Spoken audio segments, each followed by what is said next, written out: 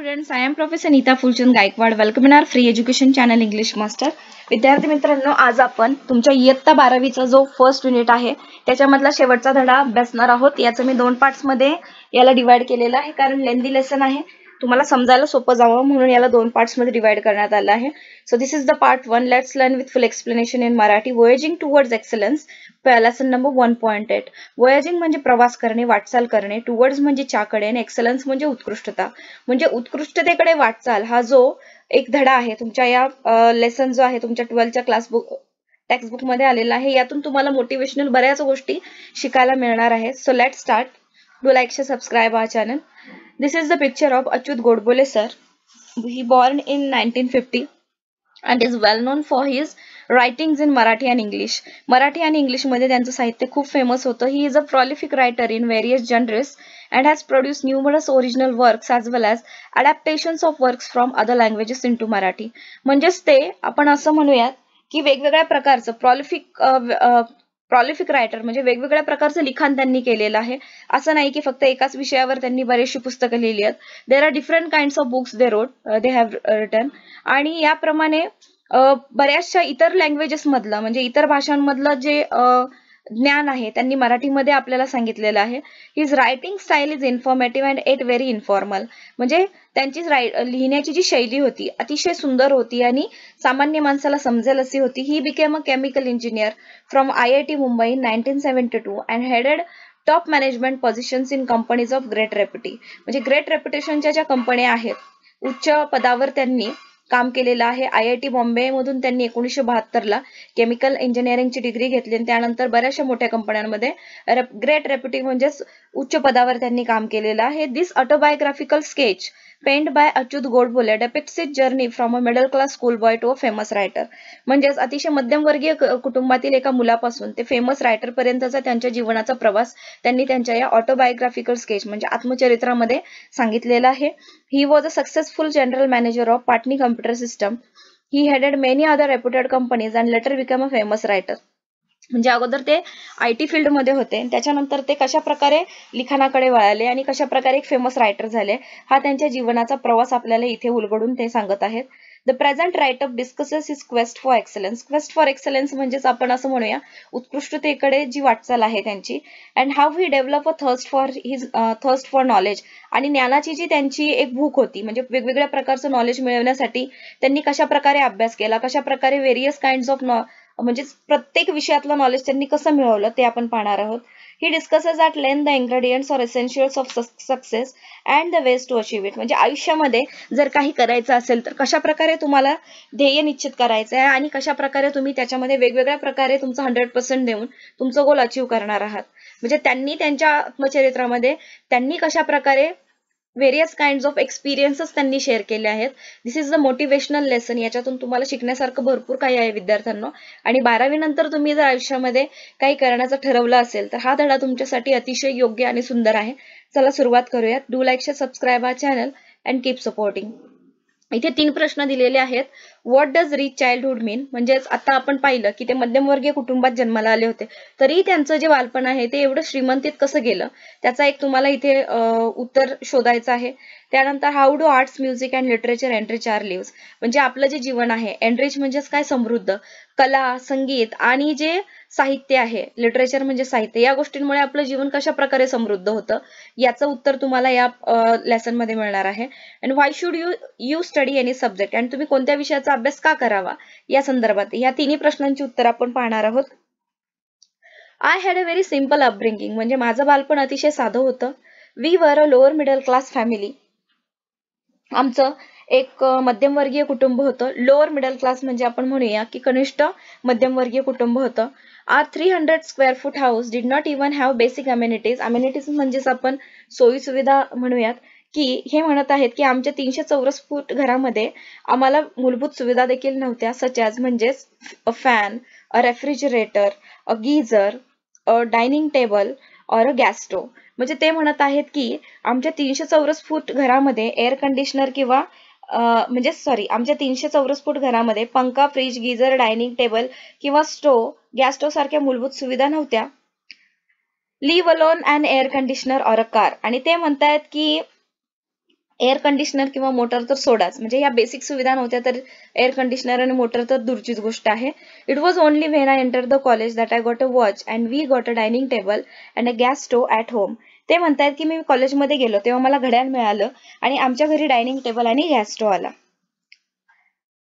नेव्हरथलेस म्हणजेच काय की याचा अर्थ असा आहे की असं असलं तरी कल्चरली, ओके, कल्चरली म्हणजे सांस्कृतिक दृष्ट्या I had a rich childhood. असं असलं तरीही सांस्कृतिकदृष्ट्या माझं बालपण खूप समृद्ध होतं. Poets like Vinda Karandikar, Mangesh Padgaonkar, Vasant Bapat used to visit our home and for hours I could listen to the discussions about poetry and literature Marathi and English. म्हणजे विंदा करंदीकर असतील, मंगेश पाडगावकर सर असतील, वसंत बापट असतील यांसारखे कवी आमच्या घरी येत असत आणि मराठी इंग्रजी कविता आणि साहित्य याविषयीची त्यांची चर्चा तासनतास ना ऐकायला मिळत असत. I did not fully understand their discussions in depth म्हणजे सखोलपणे त्यांना त्यांचं जे काही बोलणं आहे किंवा ते काय त्यांची चर्चा काय होतीये ते समजत नसायची. But I was immensely impressed. परंतु आपले जे लेखक आहेत ती जी चर्चा आहे सगळी चर्चा तर ती ऐकून त्यांना खूप छान वाटायचं, खूप भारावून ते जायचे. We also were lucky to have Pandit Kumar Gandharva, Pandit Bhimsen Joshi and Pandit Jasraj visit our place and talk about Indian music till late night or sometimes dawn. Okay, PT is the essential of किंवा short form of use केलेला आहे पंडित या वर्डाचा शब्दाचा. and इथे हे म्हणत आहेत की केशवसूत असतील, सॉरी आपण हा स्किप झाला ना. They used to talk about Keshavsut, Mardhekar, Shakespeare, Charles Dickens and Thomas Hardy. I did not fully understand the discussions in depth but I was immensely impressed. म्हणजे ते म्हणत आहेत की केशवसूत असतील, मर्डेकर असतील, शेक्सपियर असतील, चार्ल्स डिकन्स असतील किंवा थॉमस हार्डी यांच्याबद्दल ते बोलत असत आणि मला त्या चर्चा सखोलपणे समजत नसत, परंतु मला ते खूप आवडत असत. आणखी एका बाबतीत ते सांगतायत, we also were lucky to have Pandit Kumar Gandharva, Pandit Bhimsen Joshi and Pandit Jasraj visit our place and talk about Indian music till late night or sometimes dawn. Dawn म्हणजेच पहाटेची वेळ, लेट नाईट म्हणजे रात्री उशिरापर्यंत. की पंडित कुमार गंधर्व असतील, पंडित भीमसेन जोशी, पंडित जसराज हे त्यांच्या घरी यायचे आणि रात्री उशिरापर्यंत किंवा पहाटेपर्यंत भारतीय म्युझिक म्हणजे इंडियन म्युझिक म्हणजे भारतीय संगीताबद्दल त्यांची चर्चा त्यांच्या घरामध्ये चालत असत. This is how and why I develop my interest in literature and music during my school days. म्हणजे शाळेत असताना आपले लेखक जे आहेत त्यांची जी आवड आहे ही रुची आहे म्हणजे साहित्य, लिटरेचर आणि म्युझिक, संगीत, साहित्य आणि कला संगीतामध्ये त्यांचा इंटरेस्ट या गोष्टीमुळे वाढला. I did not and even today don't understand the grammar of music. ते म्हणतात की संगीताचं व्याकरण मला अजूनही समजत नाही. But I began to love it tremendously since then. परंतु तेव्हापासनं त्यांना म्हणजे म्युझिक म्हणजे संगीत आणि लिटरेचर म्हणजे साहित्य याच्या ते खूप प्रेमात पडले. प्रचंड त्यांना आवड निर्माण झाली. ट्रेमेंडसली म्हणजे टू व्हेरी ग्रेट एक्सटेंट म्हणजे प्रचंड प्रमाणामध्ये. Most of the times, the topics of discussion at our home were about music, literature, paintings, sculptures, etc. ते म्हणतात की बऱ्याचदा आमच्या घरामध्ये जे विषय म्हणजे ज्या विषयांवरती चर्चा असायची ते विषय असायचे की म्युझिक म्हणजे संगीत, लिटरेचर म्हणजे साहित्य, पेंटिंग म्हणजे चित्रकला, स्कल्पचर्स म्हणजे शिल्पकला इत्यादी. I could listen to the discussions about. आता हे म्हणतायत की या सगळ्या ज्या गोष्टी आहेत तर मी जे डिस्कशन जी चर्चा ऐकायचो ती म्हणजेच व्हॅन गॉज, त्यानंतर Mozart and Michelangelo. Okay, Van Gogh, Mozart and Michelangelo et cetera म्हणजे यांच्याबद्दल ते चर्चा ऐकायची. It was because of such a milieu around me that I had a firm belief which I still hold that all arts are equally if not more important in our lives than science और technology. हे म्हणत आहेत milieu it's means what की setting और social environment. हे म्हणत आहेत की भोवतालच्या ज्या कलासक्त वातावरणात वाढल्यामुळं विज्ञान किंवा तंत्रज्ञानाइतकंच सर्व कलांचा आपल्या आयुष्यावर फार महत्वाचं स्थान आहे यावर माझा तेव्हा आणि आताही ठाम विश्वास आहे. ते असं म्हणत आहेत. इट इज नेसेसरी म्हणजे हे गरजेचंच होतं, ते आवश्यकच असतं. But if at all there is something which enriches our lives and puts meaning to our existence it is the arts, music and literature. आणि ते म्हणत आहेत की आयुष्यात असं म्हणत आहेत की आयुष्यात पैसा म्हणजे सर्व काही नसतं हे त्यांनी लहानपणापासून शिकले आणि त्यांना ते म्हणतायत की हे सगळं काही आवश्यक आहेच, परंतु आपलं आयुष्य समृद्ध करणारे आणि आपल्या अस्तित्वाला अर्थ देणारे जे जर काही असेल तर ते म्हणजेच कला, संगीत आणि कला, संगीत आणि साहित्य आहे, असं अच्युत गोडबोले सरांचं म्हणणं आहे. आणि this is the true thing. This is not to say that I did not like science or mathematics. म्हणजे याचा अर्थ असा नाही की मला विज्ञान किंवा गणित आवडत नाही.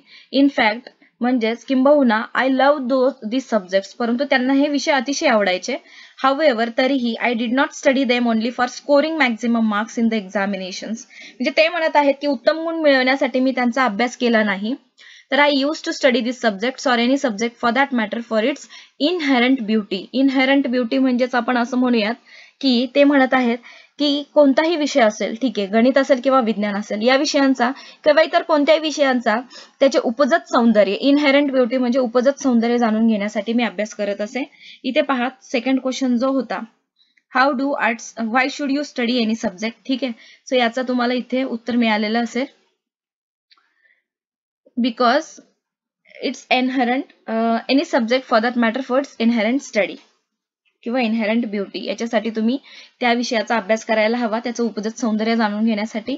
I found Newton's law of motion beautiful and Pythagorean theorem elegant. आता हे इथे म्हणतात की न्यूटनचा लॉ ऑफ मोशन मला सुंदर वाटतो आणि पायथागोरसचा जो सिद्धांत आहे तो त्यांना एलिगंट म्हणजे आकर्षक वाटतो. I loved solving problems of physics and mathematics of the 9th standard when I was in 7th. Not to show up, but just because I used to get involved in solving them. आणि इथे म्हणत आहेत की 7वीत असताना 9वीतलं भौतिकशास्त्र असेल किंवा गणिताचे प्रश्न सोडवायला मला अतिशय आवडत असे, पण ते देखावा म्हणजे शो ऑफ करणे म्हणजेच काय, देखावा करण्यासाठी नाही, किंवा असं म्हणत आहेत की देखावा करण्यासाठी नाही किंवा प्रौढी म्हणून नाही, तर ते सोडवण्यात ते खरोखर गुंतून जात. I used to love problem solving and used to enjoy finding out the most elegant method of solving them. आणि त्यांना काय असायचं की त्याच्यामध्ये त्यांना सर्वात आकर्षक पद्धत म्हणजे जास्त म्हणजेच त्याहून जास्त ती जे प्रॉब्लेम्स आहेत ते सोडवण्यासाठी जे सर्वात आकर्षक पद्धत म्हणजे आहे ती त्यांना शोधायला जास्त मजा येत असे. Obviously These problems were not a part of the curriculum. Curriculum म्हणजे त्यांचा जो अभ्यासक्रम होता त्या अभ्यासक्रमामधला तो पार्ट नव्हता, भाग नव्हता. But I enjoyed the whole process. परंतु ते काम करण्यात त्यांना अतिशय मजा यायची. This attitude of looking beyond marks or examinations and to seek joy in solving any challenging problems helped me to develop a problem solving attitude which came handy when I appeared for my IIT entrance JEE, because this exam is completely based on your problem solving ability and the ability to think not only logically but quickly and rapidly. तर IIT JEE ची जी प्रवेश परीक्षा असते, ठीक आहे, joint entrance exam जी असते IIT entrance exam, तर इथे लेखक म्हणत आहेत की गुण किंवा परीक्षांपलीकडे पाहण्याचा किंवा कोणत्याही आव्हानात्मक प्रश्नांचे निराकरण करण्यातला आनंद मिळवण्याचा जो स्वभाव त्यांना होता, त्यामुळे त्यांना जो प्रॉब्लेम सॉल्व्हिंग ॲटिट्यूड होता, समस्या निवारण वृत्ती, ती जोपासण्यास खूप मदत झाली. आणि याचा फायदा त्यांना केव्हा झाला, IIT JEE म्हणजे IIT ची एंट्रन्स एक्झाम असते JEE, ती क्रॅक करण्यासाठी त्याचा त्यांना फायदा झाला.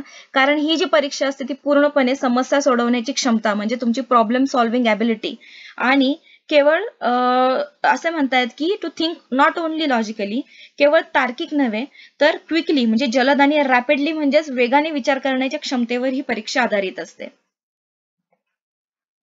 I scored 100% marks in mathematics in almost all the examinations that I appeared for from my first standard until IIT. म्हणजे पहिलीपासून ते IIT पर्यंत गणितामध्ये त्यांनी 100% स्कोर केलेला होता, bearing only a few times. आणि ते असं म्हणतायत की bearing only a few times म्हणजेच की बऱ्याच वेळा, म्हणजेच असं ते म्हणत आहेत की इयत्ता पहिलीपासून ते IIT पर्यंत bearing only a few times म्हणजे काही अपवाद वगळता जवळपास सगळ्या परीक्षांमध्ये त्यांनी 100% स्कोर केलेला आहे गणितामध्ये. I stood 16th in the SSC board at that time. This examination was for the whole of Maharashtra including Nagpur and I stood first in the university in all subjects put together. आणि ते म्हणत आहेत की SSC परीक्षेत ते बोर्डामध्ये 16वे आले होते आणि त्यावेळी ही जी परीक्षा आहे नागपूरसह संपूर्ण महाराष्ट्रात घेतली जायची आणि सर्व विषयात विद्यापीठात त्यांनी प्रथम क्रमांक मिळवलेला होता. Therefore, I did not have to appear for the entrance test to get the admission into IIT, but nobody in Solapur told me about it. And for I doubt if anybody in Solapur even knew about this rule. आणि ते म्हणत आहेत की विद्यापीठात प्रथम क्रमांक त्यांनी मिळवला होता. तर त्या काळामध्ये जर तुम्हाला विद्यापीठामध्ये प्रथम क्रमांक जर आला, तुम्ही फर्स्ट आलात, तर तुम्हाला प्रवेश परीक्षा जी जेईई असायची IIT साठी, ठीक आहे, सो त्याच्यामध्ये तुम्हाला प्रवेश घेण्यासाठी परीक्षेला बसायची गरज नव्हती. परंतु सोलापूरमध्ये कोणीही त्यांना ही गोष्ट सांगितली नव्हती. Therefore, I appeared for the entrance examination and I secured a very good rank in the same. परंतु तरीही त्यांनी त्या परीक्षेत ते बसले आणि त्यात त्यांनी उत्तम रँकही मिळवला. I was quite happy getting into IIT, but my joy was short-lived. Short-lived म्हणजे जास्त काळ टिकला नाही, फार काळ नाही टिकला. म्हणजे IIT मध्ये प्रवेश घेताना ते खूप खुश होते, पण त्यांचा तो आनंद जास्त काळ टिकला नाही. At Solapur, I had not seen any building which was more than three storied. Okay. 3 storeyed म्हणजेच काय की ते म्हणतात सोलापुरात त्यांना 3 मजल्यांपेक्षा अधिक उंच इमारत त्यांनी पाहिली नव्हती. मुंबईमध्ये हावेवर वॉज फुल ऑफ स्कायक्रॅपर्स म्हणजे उंच उंच तिथे इमारती होत्या. IIT मध्ये मुंबईत मात्र गगनचुंबी इमारतींची गर्दी होती. At IIT most of the students म्हणजे IIT मध्ये बरेचसे जे विद्यार्थी असतात and professors use to converse in English whereas my English was very poor. आणि यावेळेस मुंबईमध्ये बरेचसे जे विद्यार्थी आहेत, मुंबईच्या युनिव्हर्सिटीमध्ये जे प्राध्यापक आहेत किंवा विद्यार्थी आहेत, इंग्रजीमध्ये बोलत असत, परंतु आपल्या अच्युत गोडबोले सरांची इंग्रजी फार वाईट होती. I had my entire education in Marathi. त्यांचं पूर्ण त्यांनी जे एज्युकेशन घेतलेलं आहे, शिक्षण मराठीमध्ये घेतलं होतं. My spoken English was quite pathetic. आणि त्यांचं स्पोकन इंग्लिश म्हणजे इंग्रजीचं आपण म्हणतो ना की इंग्लिश बोलणं ते खूपच पथेटिक म्हणजेच वाईट पद्धतीचं होतं. Not only did I have a very weak vocabulary, but any pronunciation also was terrible and my construction of English sentence very awkward to say the least. ते म्हणत आहेत की माझं संपूर्ण शिक्षण मराठीत झालं होतं, त्यामुळे इंग्रजी देखील खूप दयनीय होतं. आणि त्यांचा जो वोकॅब्युलरी म्हणजे जो शब्दसंग्रह तर तोकडा होता, परंतु त्यांचे उच्चार प्रोनाउन्सिएशन देखील भयंकर होते. आणि इंग्रजीतली त्यांची जे आपण सेंटेन्स स्ट्रक्चर असतं म्हणजेच वाक्यरचना जी असते ती विचित्र होती. आणि या सगळ्या गोष्टींमुळे त्यांना एकूणच मुंबई किंवा विशेषतः IIT मध्ये म्हणजे खूप ऑकवर्ड वाटत होतं आणि खूप विचित्र त्यांना फिलिंग तिथं आली होती. ड्यू टू ऑल दिस, या सगळ्या गोष्टींमुळे I was feeling quite lonely and terrified in Mumbai in general and IIT in particular. त्यांना मुंबईमध्ये आणि IIT मध्ये विशेषतः खूप एकटं एकाकी वाटत होतं, कारण त्यांची इंग्लिश एवढी चांगली नव्हती. I had develop an inferiority complex and wanted to run away from IIT and even Mumbai. म्हणजेच त्यांच्यामध्ये आता इनफेरियरिटी कॉम्प्लेक्स म्हणजे स्वतःविषयी न्यूनगंड त्यांना वाटू लागला होता आणि IIT आणि अगदी मुंबईपासूनही दूर पळून जावं असं त्यांना वाटत होतं. वन डे, एके दिवशी, I was sitting at my mess table in the hostel sipping tea when a senior guy came and sat on the chair adjacent to me. तर ते म्हणत आहेत एके दिवशी मी हॉस्टेलमधील मेसच्या टेबलावर चहा पीत बसलो होतो, तेव्हा एक सिनियर मुलगा माझ्या शेजारच्या खुर्चीवर येऊन बसला. ॲडजॅकंट म्हणजे शेजारी. He was a convent educated guy with family, sophisticated English, at least spoken or colloquial English. म्हणजेच तो बऱ्यापैकी सफाईदार इंग्रजी, निदान बोली भाषेतलं प्रचलित इंग्रजी येणारा कॉन्व्हेंट मध्ये शिकलेला होता. He was a bit arrogant म्हणजे गर्विष्ठ and wanted to pull my leg. आणि तो जरा गर्विष्ठ होता आणि तो अच्युत गोडबोले सरांची मस्करी करू पाहत होता. He tried to engage in some conversation with me and started pointing out errors in just about every sentence or everything that I said. आणि तो माझ्याशी संभाषण करू लागला आणि जवळपास प्रत्येक वाक्यात किंवा मी म्हटलेल्या प्रत्येक गोष्टीत चुका काढू लागला. After about 5 minutes he walk away after insulting me. आणि साधारण 5 मिनिटांनी माझा अपमान करून तो तिथून निघून गेला. I felt extremely humiliated and upset. Humiliated म्हणजे अपमानित आणि अपसेट म्हणजे खूप व्यथित झाले ते. As it is I was feeling quite depressed and diffident and this incident was the last draw. Diffident म्हणजे लॅकिंग कॉन्फिडन्स आणि म्हणजेच कसं आत्मविश्वास कमी होणे. आधीच ते खूप निराश होते आणि त्याच्यातून आत्मविश्वास खचल्यासारखं त्यांना वाटू लागलं. I was also felt out of place there and literally wanted to run away to Solapur that very moment. आणि जणू त्यांना असं वाटलं की ही घटना म्हणजे त्यांच्या वर्मी लागलेला घाव आणि जणू शेवटचा आघात होता. ते फार कोलमडून गेले आणि त्यांना तिथे परक्यासारखं वाटू लागलं आणि त्यांना लास्टली असं वाटू लागलं की सोलापूरला पळून जावं. However it was only my self esteem which stopped me. म्हणजेच ते म्हणतायत की हा माझा स्वाभिमान होता. सेल्फ इस्टीम म्हणजे स्वाभिमान, की त्याच्यामुळे ते तिथे थांबले. सडनली अचानक a feeling of determination and strength came over me and grip me. Grip म्हणजेच उभारी देणे, डिटर्मिनेशन म्हणजे दृढ निश्चय आणि स्ट्रेंथ म्हणजे जी आपल्यामध्ये क्षमता असते. एकाकी माझ्या मनात दृढ निश्चय आणि सामर्थ्याच्या भावनेने उचल खाल्ली आणि माझ्या मनाची पकड घेतली. Despite hailing from Solapur, if I could be a rank holder in the school, college and IIT with many awards in mathematics, there must be something right with me. ते म्हणतायत जरी मी सोलापूरचा असूनही, जरी मी शाळा कॉलेज आणि IIT मध्ये गणितातले अनेक पुरस्कार मिळवू शकतो आणि अव्वल नंबर जर पटकावू शकतो, तर माझ्यामध्ये नक्कीच काहीतरी खास असलं पाहिजे. Why should I give up, म्हणजे मी का हार मानू. And that too for a silly and small thing like English, आणि ते पण या छोट्या गोष्टीसाठी, म्हणजे इंग्रजीसारख्या एखाद्या क्षुल्लक गोष्टीसाठी मी का हार मानू. I was not to give up any more, मी आता जास्त म्हणजेच मी यापुढे हार मानणार नाही. And I was determined to fight back, आणि यापुढे मी हार मानणार नव्हतो आणि उलट मी लढा देण्याचा आता निर्धार केला होता. As I climb the stairs of my hostel room, my plan was ready in my mind, आणि जसे ते हॉस्टेलच्या खोलीच्या पायऱ्या चढले, त्यांच्या मनात एक योजना म्हणजे प्लॅन तयार झाला होता. माइंड म्हणजे मन. Normally, most of us who are educated in vernacular languages such as Marathi think in Marathi before speaking in English, translate it in English, and then somehow try to speak out this translated English sentences in an extremely awkward fashion. म्हणजेच लेखक म्हणत आहेत की मराठी सारख्या आपली जी vernacular म्हणजे स्थानिक भाषा जी आपली असते, त्याच्यामध्ये बहुतेक जण इंग्रजीत बोलण्याआधी मराठीत विचार करतात, मग त्याचं इंग्रजीमध्ये भाषांतर करतात आणि मग ते भाषांतरित इंग्रजी वाक्य अत्यंत विचित्र पद्धतीने संकोचून बोलण्याचा प्रयत्न करतात. I had decided that I would do nothing of this sort, आणि लेखकांनी ठरवलं होतं की मी असं काही करणार नाही. I wanted to achieve excellence, त्यांना उत्कृष्टता गाठायची होती.